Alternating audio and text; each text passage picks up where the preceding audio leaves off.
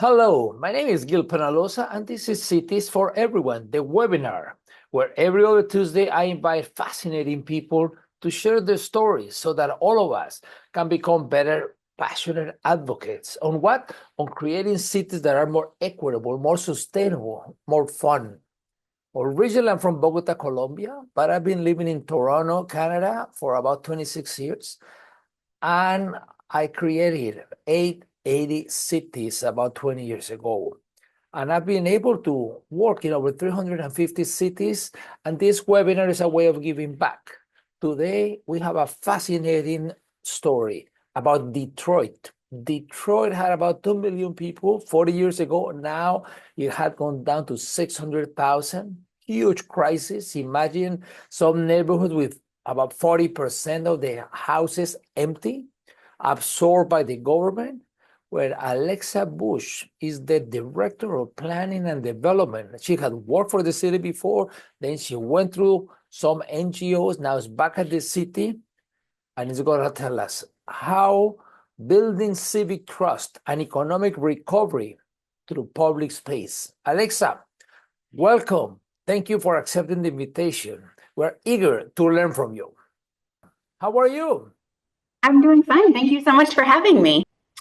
I'm going to talk to you about three of my favorite things. My top favorite thing being public space, but I think a lot of the challenges that we are seeing in cities, at least across the US, both continuing how we recover from the pandemic, but two, I think a real change in the idea of trust and community in how we connect with one another.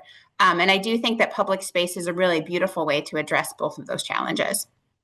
So the big things I'm going to talk about are this idea of trust, really thinking about communities, the sense of belief and agency of how do we work together, how do we get things done, and also an idea about how to generate that trust through a way to co-create things. So how do we begin to work together? How do we use expertise? How do we use lived experience? And really find where grassroots and top-down can meet to find really great solutions for everyone.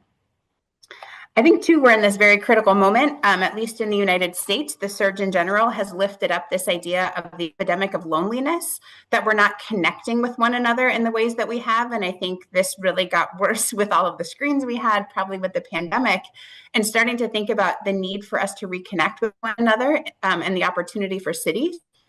But similarly, in the US, the sense that we've also lost trust. We've lost trust in each other. We've lost trust in government. We've lost trust in our ability to do things together. We've seen these declines for decades.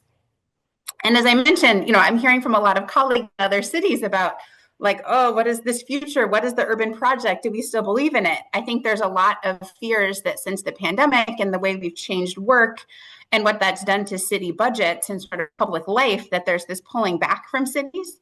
But what I would share with you is like, here in Detroit, if we can do this, everyone can do this.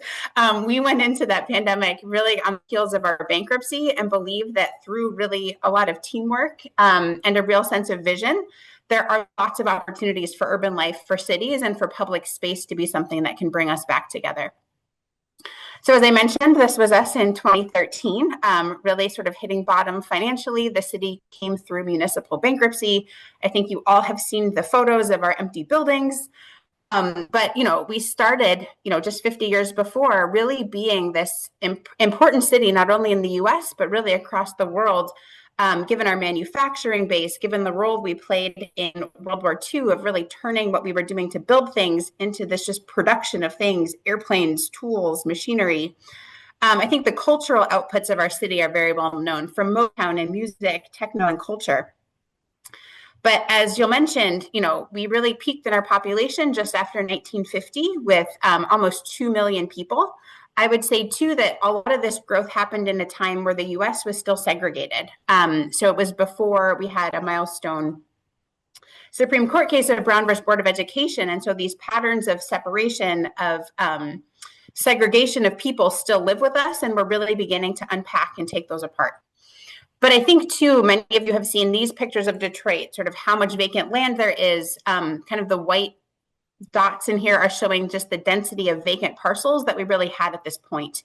It was widespread, it was not concentrated, but really Detroit was this case, and I think poster child in a bad way for what happened after manufacturing.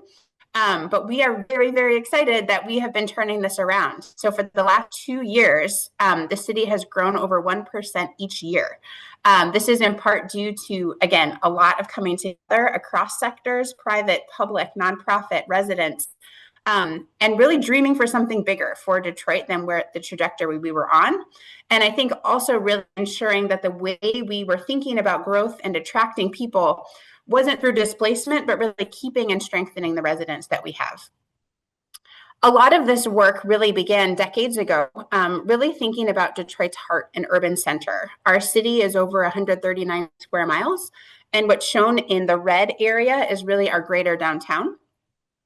There was a lot of concentrated effort to think about Woodward, which is our key north corridor, and how we would begin, like many cities are today, of taking what were a lot of empty commercial buildings and really beginning to reposition those for more residential, trying to attract different employers back to our downtown, really trying to make our downtown more of a neighborhood than just a place to do business.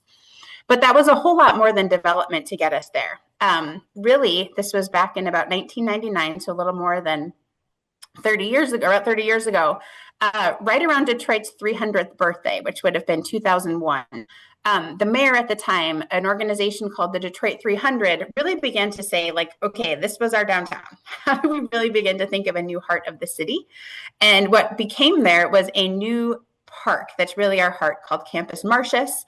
There was a lot of philanthropy in this, a lot of leaders in this, and it's now become this really all-season heart of downtown with a beach.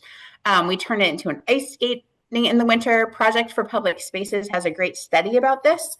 But I feel like this was really one of the first commitments to say that public space was at our heart, and that was going to be what started to bring us back together. Similarly, there was a lot of focus and, again, multi-sector partnership about our riverfront, which was a very industrial waterfront. And really around 2003, a big effort to reimagine and rebuild this waterfront, which is now this beautiful, amazing public space that attracts people today and connects into this new network of greenways. So taking old rail lines, this is the DeQuinder Cut, and converting these into places for people to move. And this will grow into what will now be a 30-mile loop going through our city in the Joe Louis Greenway. Similarly, our doorstep. So this is the front of City Hall. This is the Spirit of Detroit, which is our iconic statue. Truly a place for cars. We were the Motor City after all. But a lot of effort around 2017 to reimagine our front door as public space. This one was a lot more contentious. I think there was a lot of people who had some concerns because this is a place for driving. It's since become this permanent public space with food trucks, with City Hall workers. It's a really amazing public front door to our City Hall.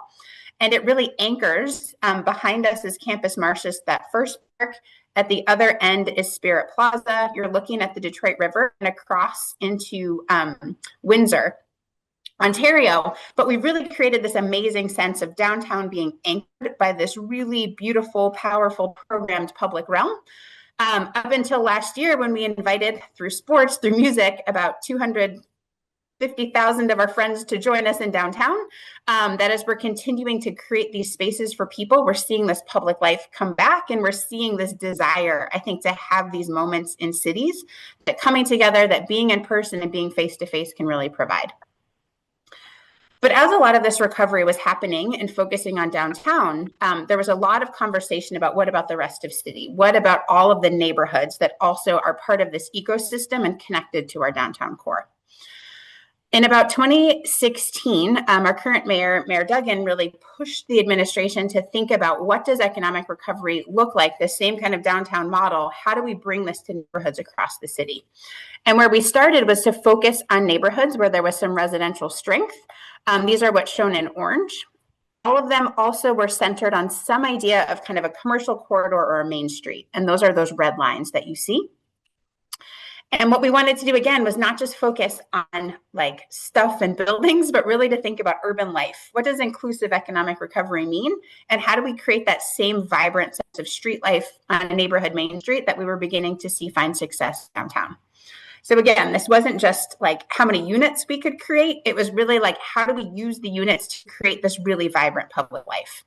And this is where this idea of civic engagement was a really important goal of ours. This was something that we really developed through a larger initiative called Reimagining the Civic Commons. Shout out to my Civic Commons friends from joining today. But it was to say, again, it's not just the development, but that the development should actually bring the community together. We shouldn't just measure how many units we're creating, but we should measure the change to public life, the change in stewardship, and literally the change in trust. Because we don't just want to build beautiful parks and places, we want them animated with that same sense of life. We want those stewards, we want them to contribute to the life of the city.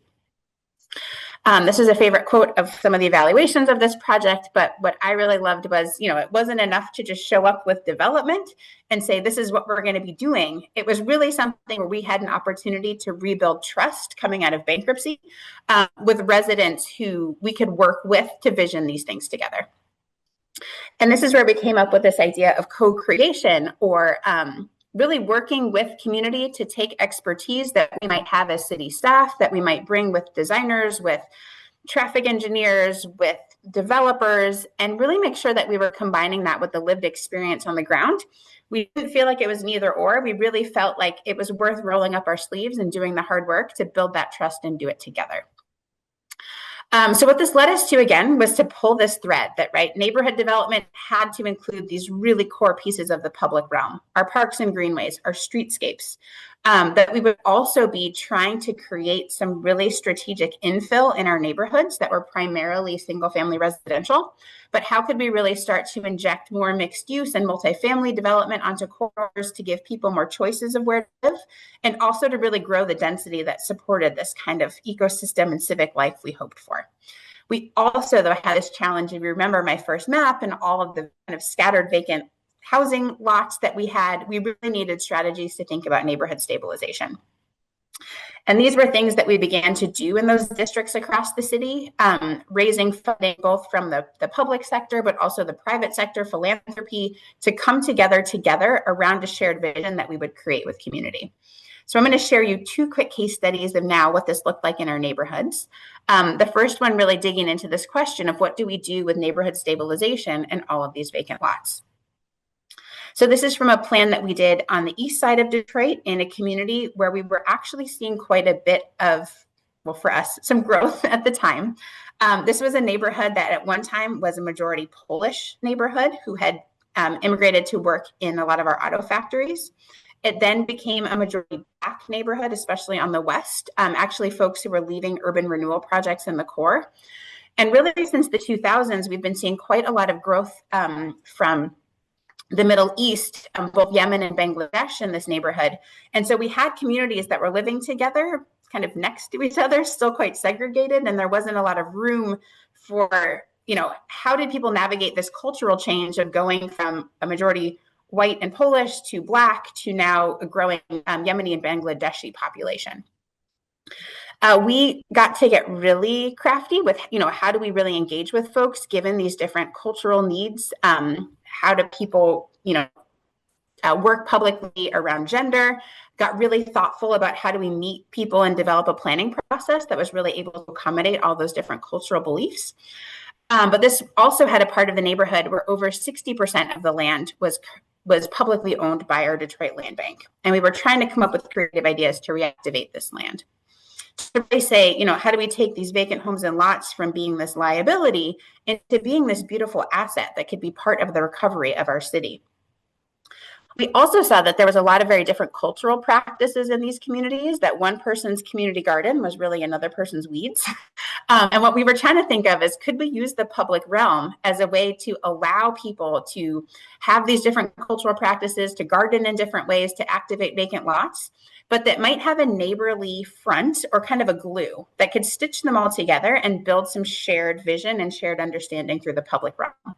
So we got really focused on this idea of actually creating a more focused edge plan. So just, from the sidewalk to the setback of your house, could we develop a shared language together of what could go there that could accommodate more activation of these lots?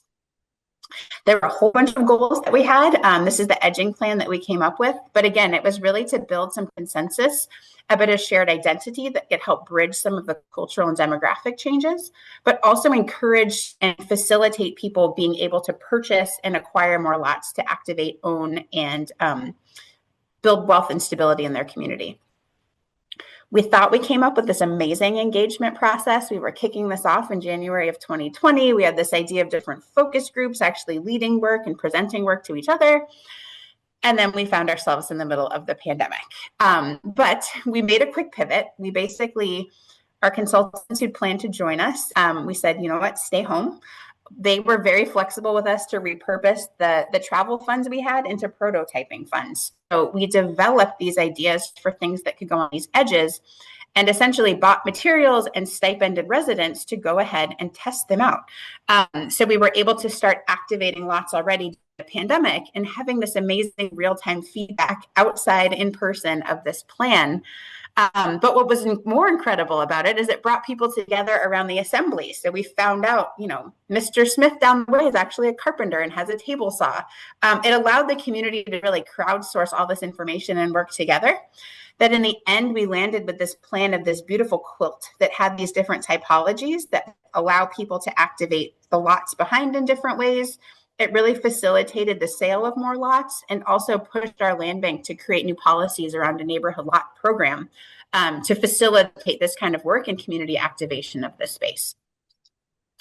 The other area where we worked in Northwest Detroit in the Livernois McNichols plan is where we really focused on this idea of the Civic Commons and had this opportunity. We had two universities, University of Detroit Mercy and Marygrove College, shown in gray. What's shown in dark blue are vacant properties at that time. This neighborhood had a little bit closer to 40% public ownership as you went further south. And we were trying to figure out, again, how do we stabilize from the strength of these neighborhoods in the north and help that spread toward the south? Here we centered on creating these two really walkable nodes where we would invest, again, into streetscapes, into small business, into development. But in the Fitzgerald neighborhood, really take on, again, this question of what do we do with all these vacant homes and lots? But to start with the streets, which we felt like was a really key anchor of this public realm and creating the environment where people and businesses want to be, how could we shift the balance of all this space we gave to the cars, like a huge amount of space to the cars and a huge amount of space in this 24-foot median in the center that no people could go to? It was quite a difficult environment to be in. And this is, again, where we really use this idea of testing and working together one-to-one as a way to build trust and support ideas with people. So we really bought gaff tape and paint, and we worked with the Better Block Foundation team at the time and really worked together to just put in these temporary bike lanes. And we began to see people just come out of the woodwork who wanted to use them. I love this comment about these networks that people need. They're really latently there wanting to use them. But we use these opportunities to engage people and really build the buy-in to what became this quite extensive streetscape project with 25-foot sidewalks with elevated bike lanes that when we did hit the pandemic, we were in construction in 19, it enabled a lot of our smaller businesses to really spill right out onto the sidewalk, that we found this investment in space for people to be an incredibly resilient thing that we hadn't planned on, but it very immediately paid its value forward to a lot of businesses. When it came to our parks, again, this is that square in the Fitzgerald neighborhood. We were really trying to figure out how to create a future for every publicly owned house and lot in this neighborhood. With the Civic Commons initiative, we had some grant funding. We were able to actually hire residents to be data collectors with us and learn alongside us. But together we developed a plan for what could happen with every lot. These at one point were entirely single family structures. And what we did was to say, you know what, maybe this community actually comes back around the idea of a new public park in the heart of the neighborhood. This was a place that didn't have one. But rather than say, you know, success looks like filling every single lot with a new home, how do we actually use vacant lots to improve the street grid, create new public spaces, and create a new thing to galvanize around? So this is really a bird's eye rendering of what we envisioned, this new city park in the heart of the neighborhood, rehabbing vacant homes, but also creating lots that might feel taken care of, even if they weren't in the short, medium, or long-term infill opportunities.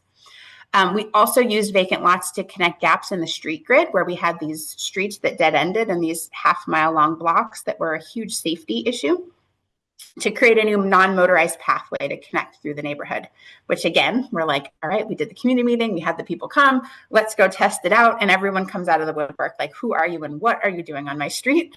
That we found these prototypes to be one of the best ways to engage residents around the project. And now we have this two-way cycle track that goes on the street and goes into the park vacant lots to connect the rest of the way through the neighborhood. This is, again, this new park we put at the center of the neighborhood using about 26 vacant lots. And the plan that we developed, you can see the greenway cutting through. My slides decided to go really fast. With this project too, we had a workforce development partner where we said, another way to engage folks in this neighborhood might be through work, through having and hiring a team to actually help us clean and maintain the lots while we were in design. Really phenomenal crew that we worked to recruit right from the neighborhood where they lived. We also gave a lot of early mini grants to residents to test out programming. We knew that despite coming through bankruptcy, we were still kind of resource strapped here at the city, that if we wanted this park to have this robust public life, we're like, well, in the same way we're doing design, maybe what can we do to use this funding to seed the type of programming and events and stewardship of the park as we go. So we have these amazing groups now. They started out with this program of hula hoop and bubbles, which came from the neighborhood. Was led by Bernadette, who builds hula hoops. You can see on the right, and it's become this really vibrant, cool hula hoop club that lives in the neighborhood and now goes to other places. We also worked with artists. This is Hubert Massey, to design art in the park that told the story, but was also actually able to be built and installed with the community. We fabricated tiles in a local university as well as a local ceramic shop on the corridor, and then had these days where we brought the community out to help physically build this new park that was going to be in their neighborhood. So this is the before, where you can see, the remains of some demolition on these scattered vacant lots. And this is the new park that is now in the heart of this community. And it's actually quite amazing when you're on these narrow streets to now have this vista through the neighborhood that really connects people across blocks. It's been a really great place to have events. We try to program it in the winter and use the grill pits to toast marshmallows, but really thinking about all the seasons in Michigan and all of the life and activities that really start to animate this place. On our corridors is where we start to bring these together. So how do you improve the public space of the street to make it safer for people? How do you support the small businesses that really become those third places in life of the neighborhood? In addition to the commercial development on this corridor, we partnered with the local community development group, community-based organization, Live Sick Alliance, and they actually created their headquarters in one of the vacant storefronts on the street. And it really became a way for us to sort of plant the flag of commitment and hopefully foot traffic into this place where we were also cultivating and supporting entrepreneurs and small developers. We did a lot of programming through festivals and through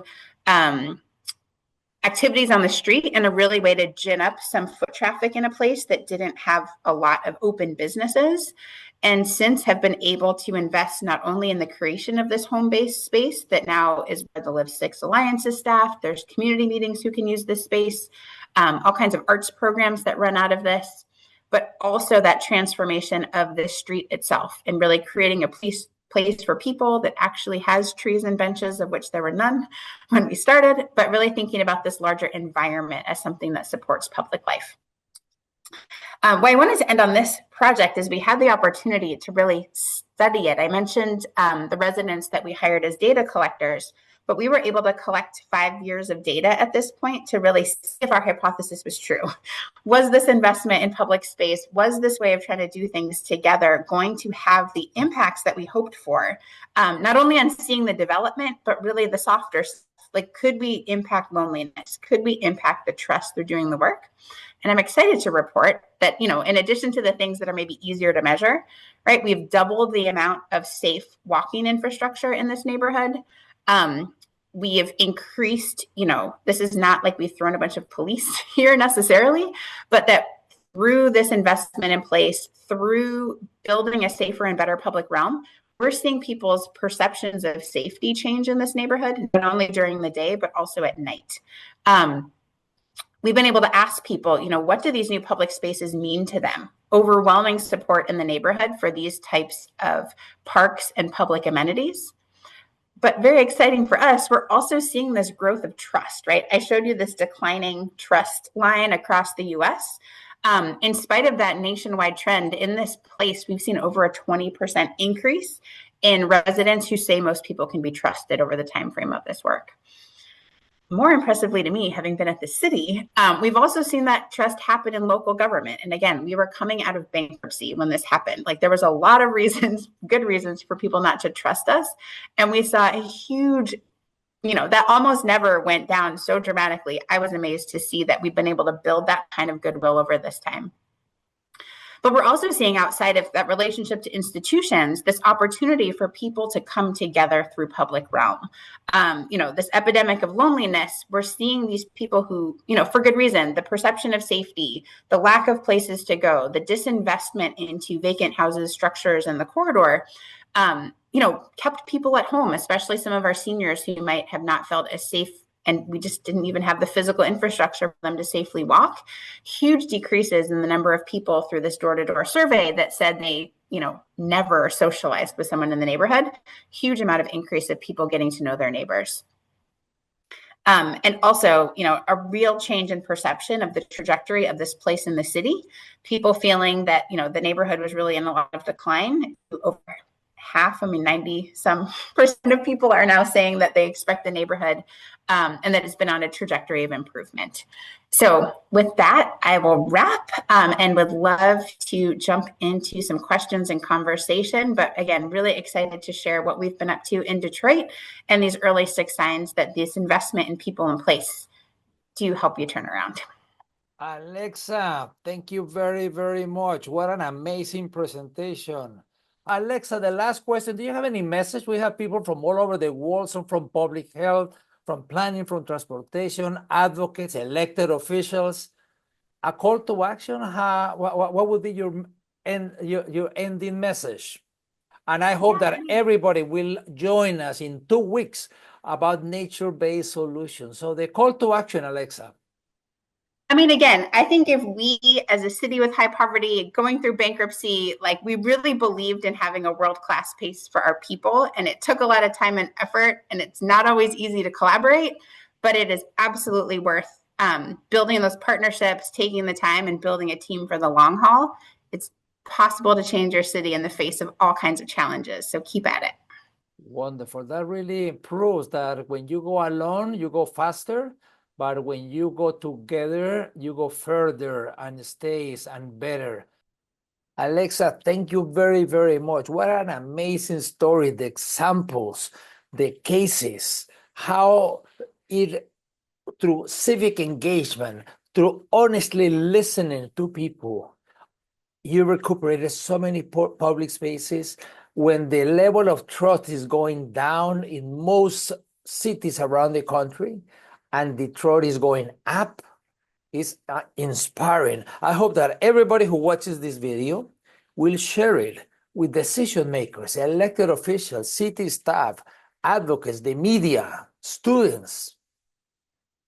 Alexa, thank you. Please, we wish you all the very best as you continue to make Detroit a much better city where people want to stay and go there to live and to enjoy. Thank you.